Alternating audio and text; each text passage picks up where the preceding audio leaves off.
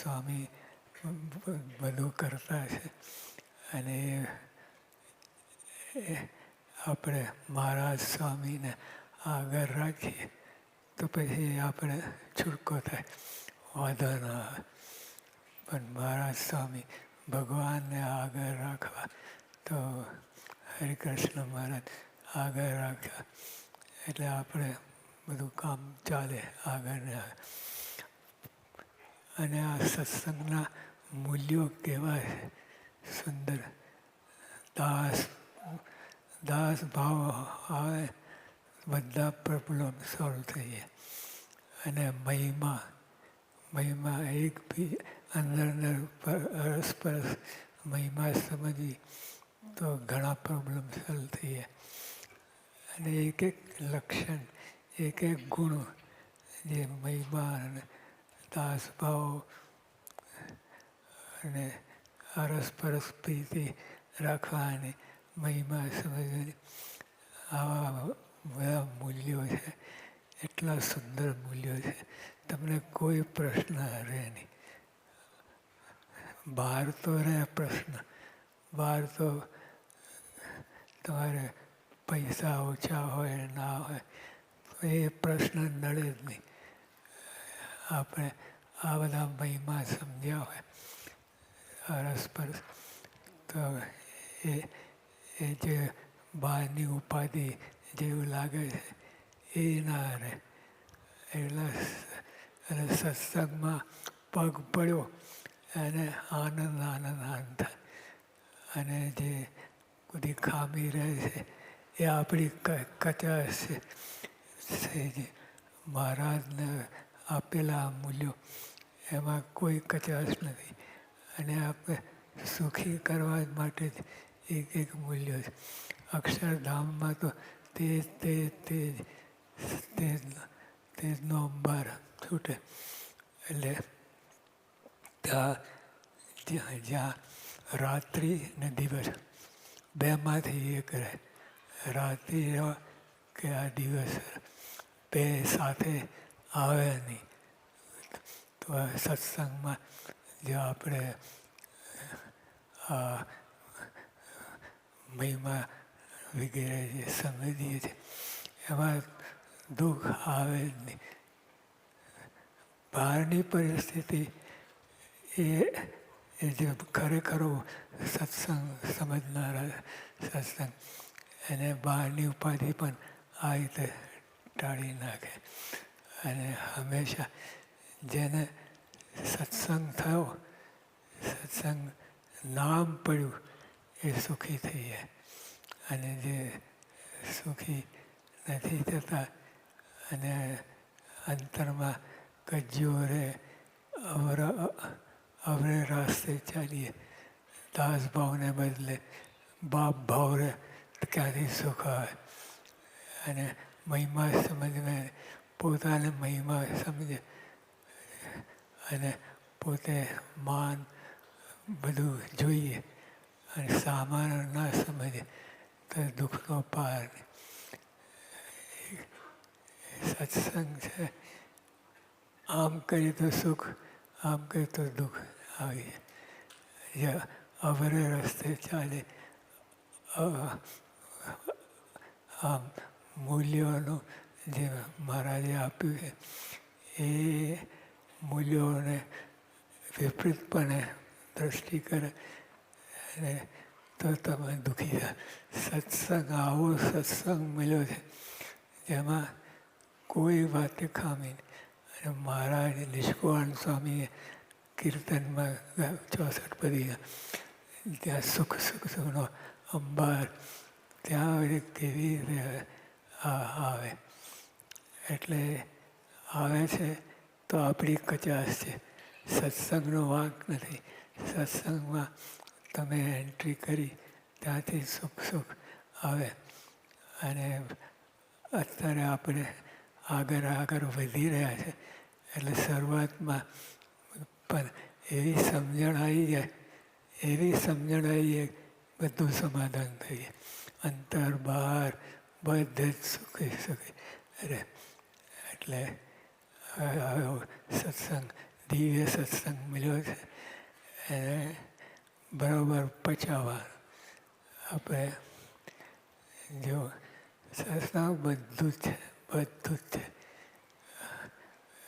અને એમાં એક મોટામાં મોટી કલમ અભાવ વગરની, એ બધું તમે નાશ કરી નાખે.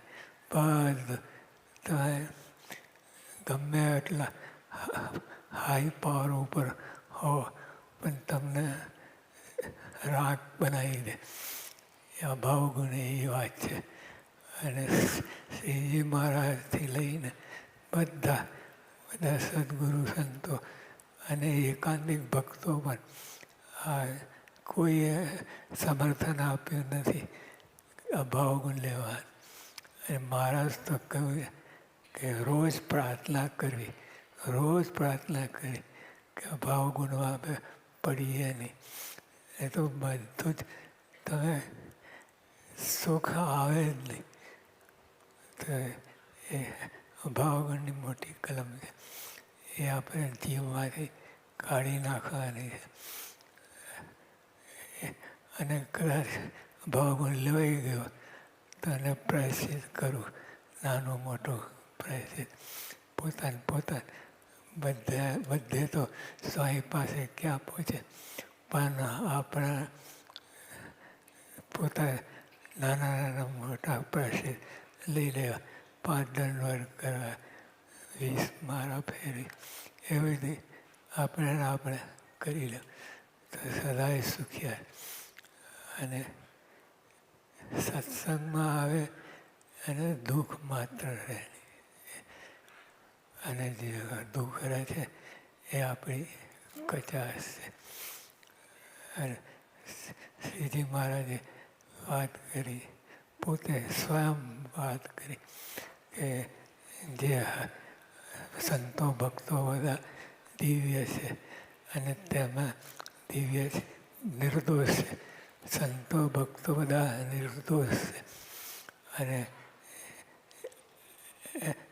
એમનો મહિમા સાંભળવો અને બીજાને વાત કરવી એકદમ સેફ સાઈડ.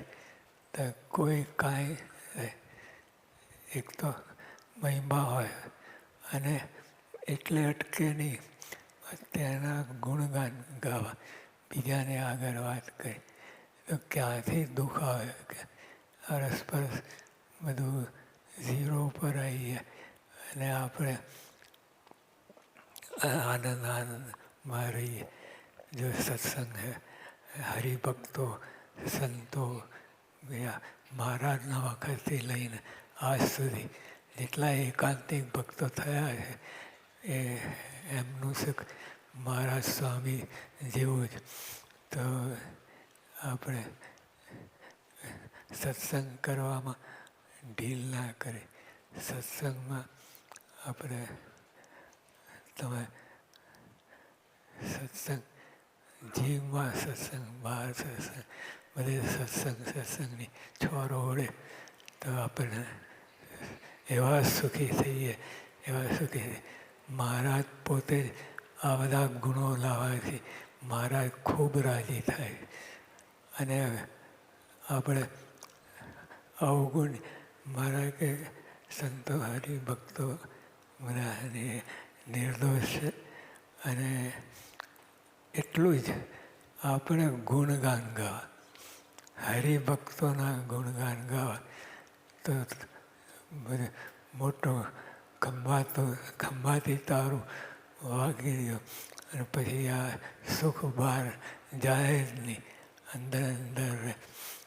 એટલે ખાલી આટલું જ કરવાનું, આટલું જ હરિભક્તોના ગુણગાન ગાવા. તો આપણે આ મહારાજ ગેરંટી આપે. મારે કે જે હરિભક્તોના ગુણગાન ગાય તેના ઉપર અમે અતિશય રાજી થઈએ છીએ. મહારાજનો રાજીપો એટલે અબજો રૂપિયા બરાબરના. એને આપણે જો આપણી પસંદગી છે, આપણે ભાવગુણ લઈને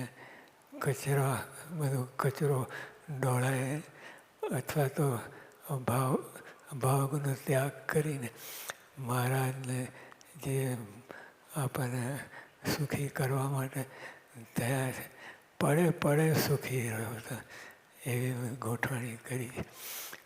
એટલે સત્સંગ કરો, સમજીને કરો તો આનંદ રહે.